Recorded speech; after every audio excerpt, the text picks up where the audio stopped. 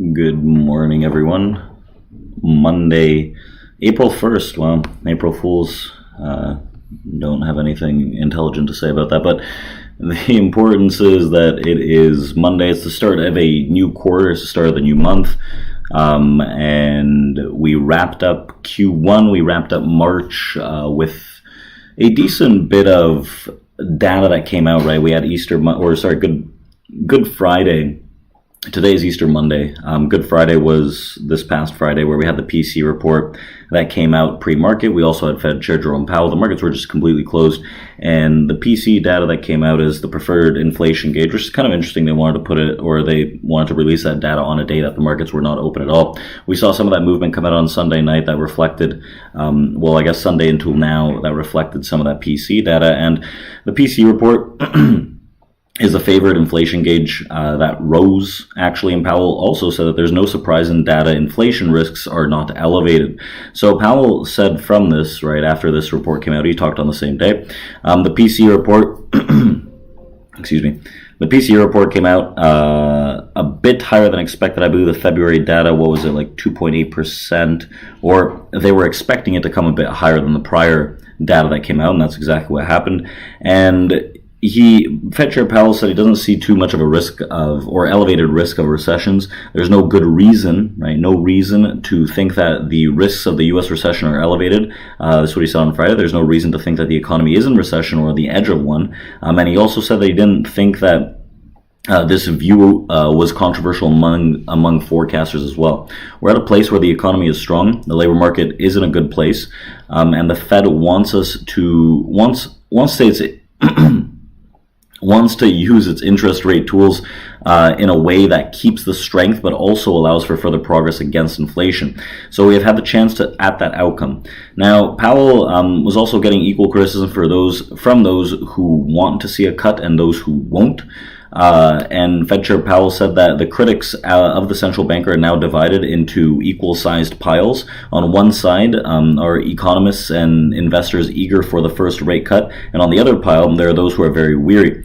We will be more careful about the decision because we can be, Powell said. We want to be more confident before we take that step on rate cuts, and he said that the Fed was in a good position to react to a range of different paths for the data, and repeated that the Fed wanted to be more confident that inflationary pressures are easing before making cuts.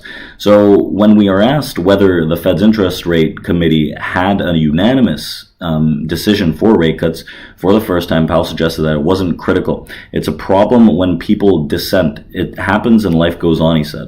So the PCE data, he said, was in line with expectations. Fed Chair Jerome Powell said the February personal consumption expenditures data was pretty much what they were expecting. He noted that it was good that there was no surprise in the report. Said the federal data on price hikes was lower than the hot reading in January, and now, but not as low for most of the good readings that were seen in 2023, the second half of 2023. And he said that the Fed won't overreact from these past 2 months of data. The Fed will be careful with its rate policy, and it's important to get it right, he added, because we saw that the Jan and Fed figures, the inflation figures, whether they came out for CPI, PPI, PCE, were all a bit heavier than months before, right? But according to Powell and multiple other factors, they were expected to be as such based on seasonal changes, which, again, that could be a slippery slope. Remember what they talked about when they said inflation was transitory a while back, and look what happened. So I think that if they continue to see hotter readings, even if they're in line with expectations, that starts to emphasize some worries in the market as a whole. So that's how we start this new month. There's not too much else to necessarily go through and break down. It's going to be a short little update because as we have it, we got our inflation data. The PCE is the Fed's favorite gauge realistically, and said gauge came out a bit heavier than expected. It wasn't like the CPI data. The PC is still fairly close to that 2% marker that they're gunning for. And the markets on the overnight session, you can see the S&P 500 here on the screen. We peaked out around 53.33 before we kind of rotated and pulled back down, right? We got a decent little push to the downside here pre-market, and now we're hovering around this 53.15 area, which is just before that 53.20. The 53.20 I see it as a start of prior highs, prior distribution tops as well. So anything back above that, I think they try to swing it higher. But the fact that we're most likely going to open below that level, right? We just still have 25 minutes.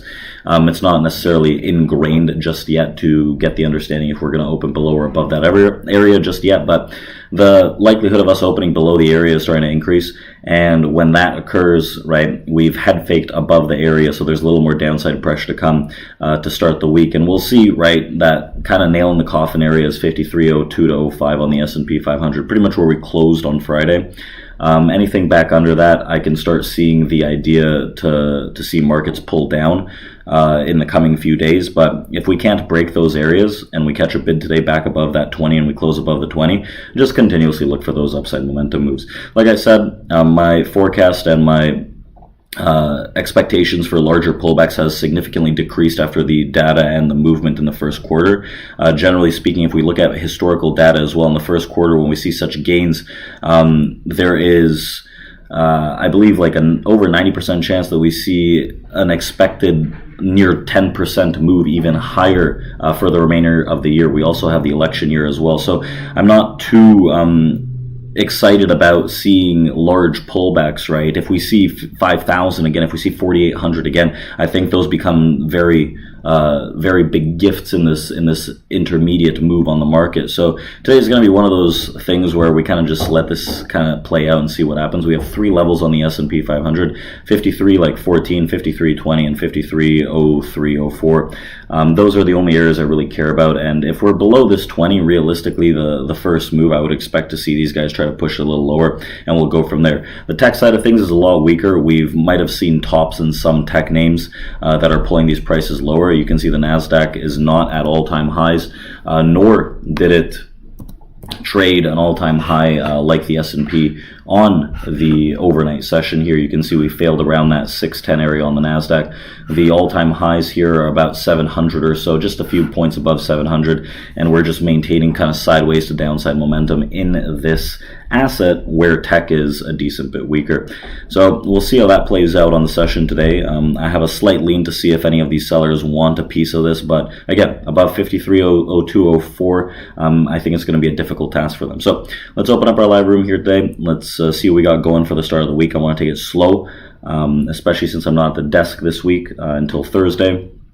So take it slow, smaller size, and really see where these guys are in balance, right? Technically speaking, there's a little more pressure for the sellers to come into this and really have their way with the market to begin the week. But as we've seen, sellers fumble it more often than not this year. So on larger pullbacks, I'm going to look to see if some buy-side pressure can come into the market at some point this week. So let's start off with being very nimble and not too aggressive with sizing and over positioning. So I'll see you guys in the room. Check out community.tradeproacademy.com.